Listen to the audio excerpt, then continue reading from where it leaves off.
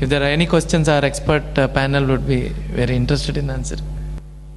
Dr. Sani, question is goal blood pressure in a patient with supine hypertension and symptomatic postural hypotension and drug of choice.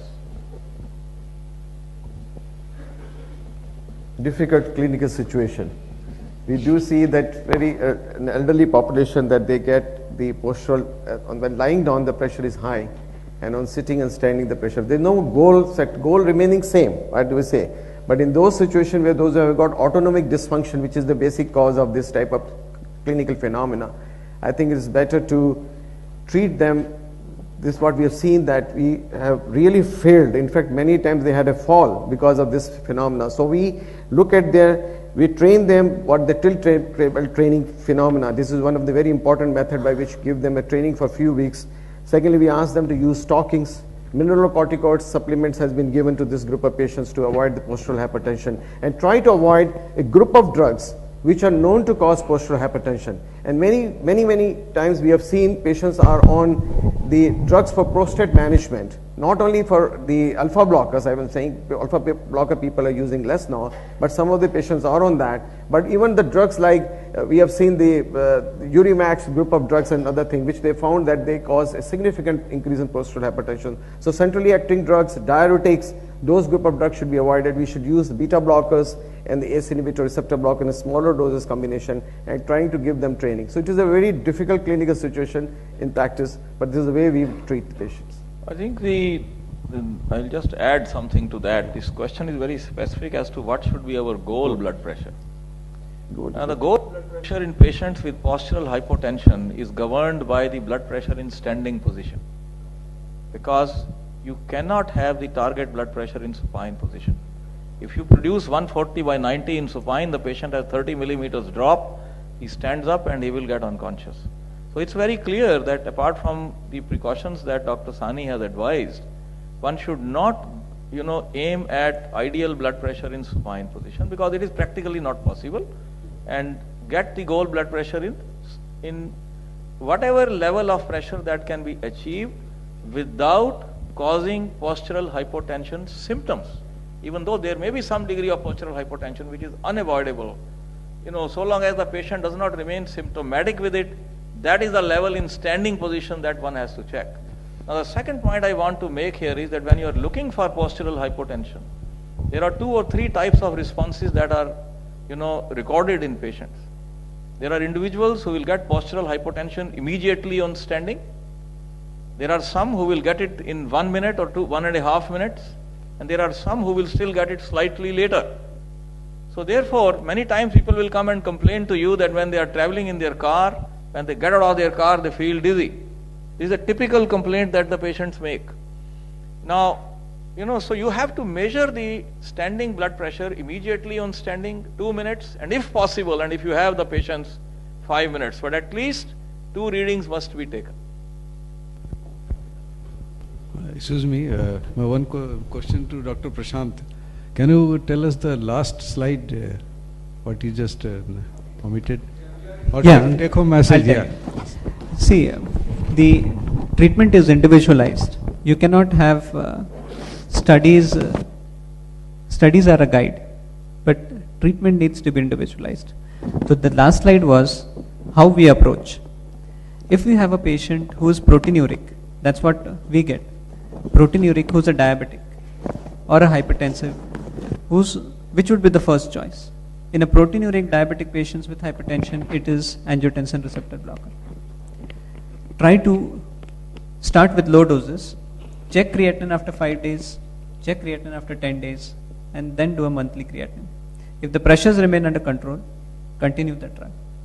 If the pressure still remains high, the next choice remains cilnidipine. Why cilnidipine?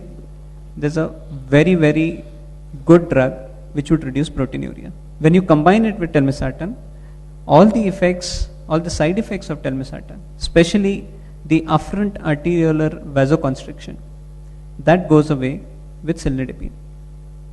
There is no renin release, the blood pressure becomes more, and you have an additive proteinuria reduction. Now we have approximately in stage to stage 3 CKD, we must be having some 1,000 patients who are on cilnidipine and in combination with ARBs. They do fantastic. The adverse effects, especially rise in creatinine with alone telmisartan, yes, if you continue to increase telmisartan, we have used telmisartan to a dose of 240 milligrams, and there you get a problem. But if it is in combination with an ARB, then the reduction in the blood flow to the kidney, that doesn't happen. Chances of patients getting rise in creatinine is not there, with an added advantage of these patients getting a lower reduction of proteinuria. What is our aim is? Our aim is to have a very, very slow progression of chronic kidney disease, which comes from a better control of blood pressure, which is the only thing which has proved, along with reduction in proteinuria. These are the two only things which have proved to slow down progression, and that remains the goal. If the patient is edematous, if the patient, in spite of cilnidipine, because cilnidipine with telmisartan, very rarely we get edema. Dr. Shetty will agree with me, cilnidipine with telmisartan, the risk of edema is very less, because the afferent arteriolar vasodilatation, it is significantly less with cilnidipine as compared to amlodipine. So the edema is less. Very rarely we need to have the third drug on board. It's essential, but in patients with CKD we may have multiple drugs. The third choice, rather than a diuretic, still remains an alpha blocker. But we will individualize it based on the PRA. If the pressures remain uncontrolled with cilnidipine with an ARA combination, we'll do a PRA. The first thing is a PRA. The second thing is we'll do a 24-hour urinary sodium.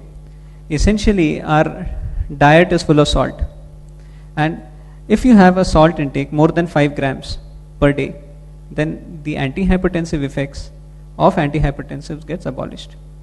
Then we have to reinforce on patients, if the 24-hour urinary sodium is more than 80, we need to cut down on the salt to less than 5 grams per day.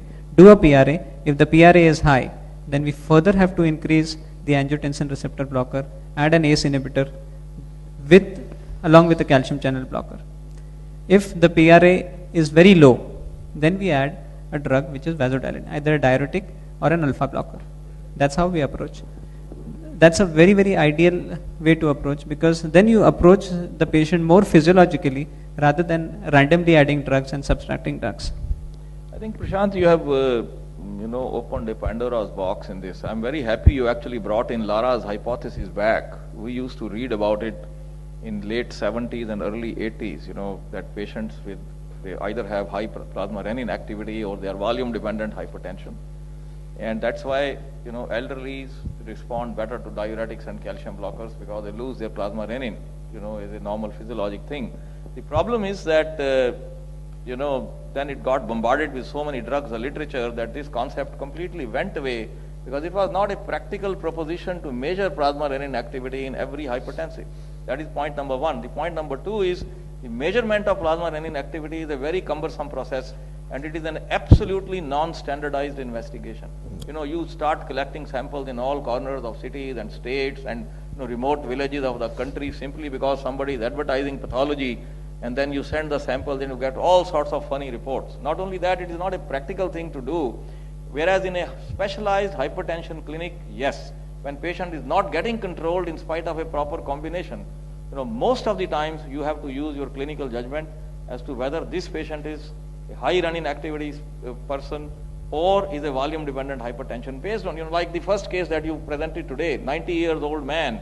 Obviously he was on a wrong combination of drugs. You did not require to do a plasma renin activity in that guy. I would have put that person on chlorthalidone straight away, or any other diuretic for that matter, and it would have fixed the matter. He is a volume dependent hypertension. He is at 90 kilos. Ask him to lose weight, stop his salt, his pressure will come down.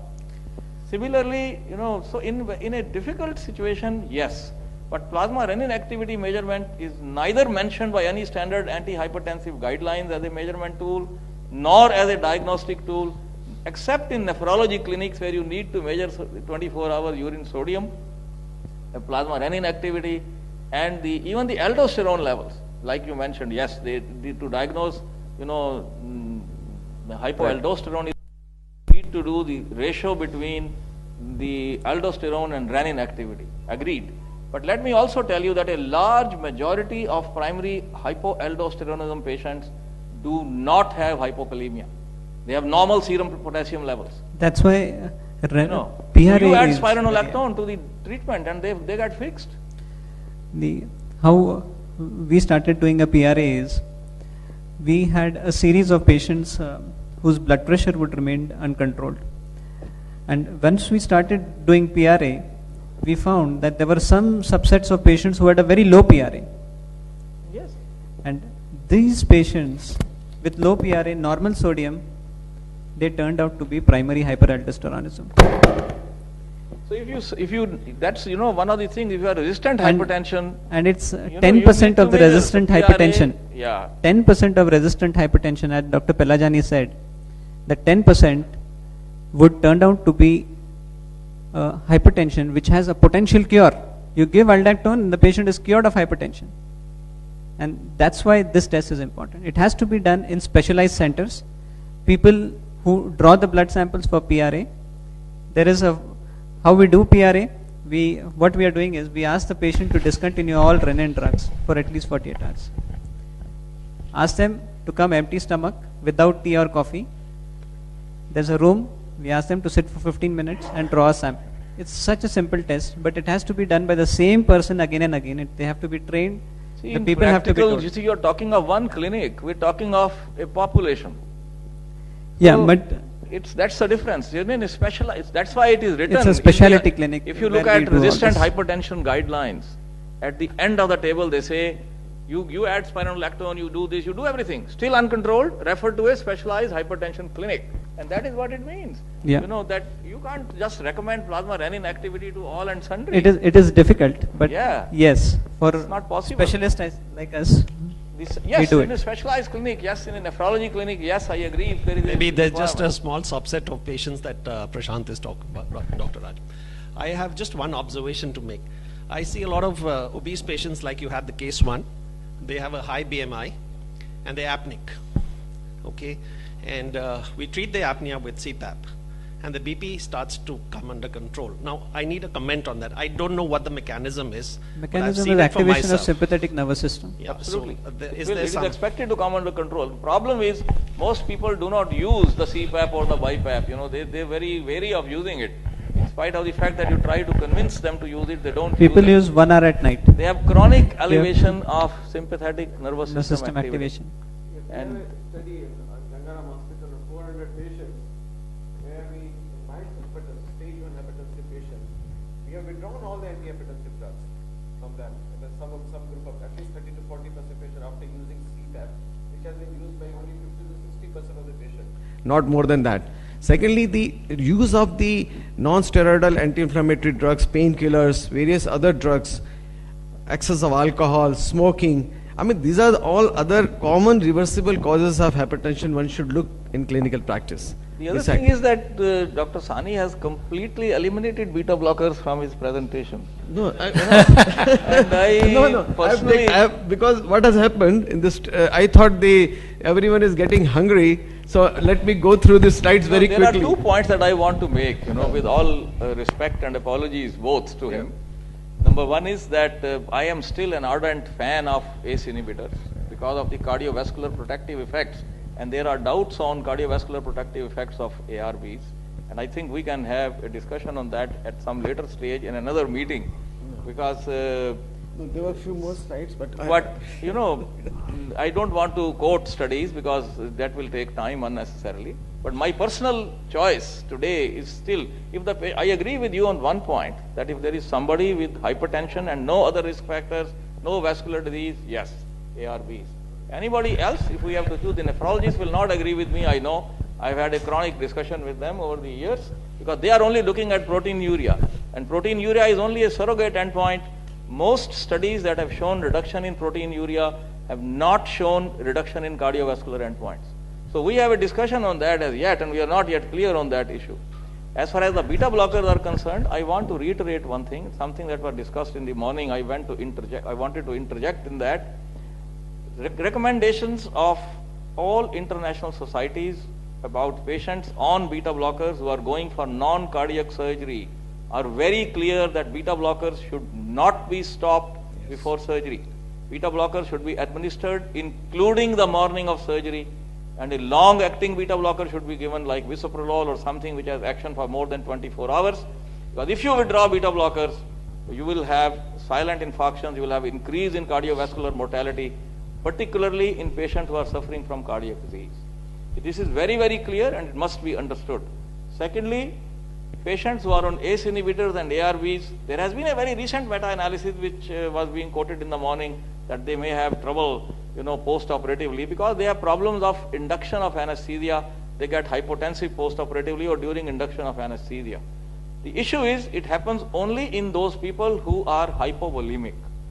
So if you are able to take care of the volume, which means you put the patient on an intravenous fluid the evening before, I don't think this problem comes up most of the time. Personally, I have never stopped ACE inhibitors even before coronary artery bypass surgery. Every day coronary artery bypass surgery is done in my hospital. We have not recommended stoppage of ACE inhibitors, and I don't think we have had worsening of mortality at all. In fact, I know of several instances where patients had bad left ventricles, their ejection fractions improved, they have less renin-angiotensin stimulation post-operatively, and they do pretty well. Yes, one needs to be cautious that you do not produce too much of volume shifts in them, and you have to manage them well, but otherwise they are good drugs, and I think to write them off pre-operatively, probably in my opinion, is not a good idea. I do agree.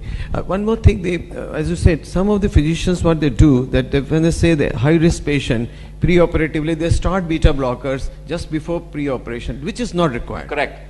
But That's the true. patient who is already on beta blocker should not stop. No, if you start beta blocker within 24 hours after your surgery, you will have trouble on the table, Yes. induction problems. So that is Taking not care. recommended. You have to have beta blocker on board for at least 7 days before the patient is going for surgery. Do not start it the day before. And I think one last comment about what is known as aldosterone breakthrough. Actually, what you are talking about, that patients, they have proteinuria, and then the proteinuria, you get loss of effect of the angiotensin receptor blocker or even ACE inhibitor for that matter. And that is because of the fact that, you start getting resynthesis of aldosterone because there is a large quantity of angiotensin 2 which accumulates in the blood when you give them ARBs.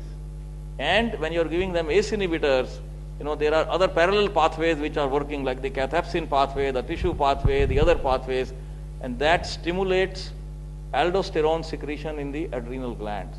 Now, interestingly, aldosterone secretion in the adrenal glands is controlled by all 3 types of calcium channels. It is controlled by L type of calcium channels, T type of calcium channels, and N type of calcium channels. And there is a strong possibility that if you block, and all 3 types of calcium channel blockers produce some reduction in aldosterone, including nifedipine, if there is a breakthrough.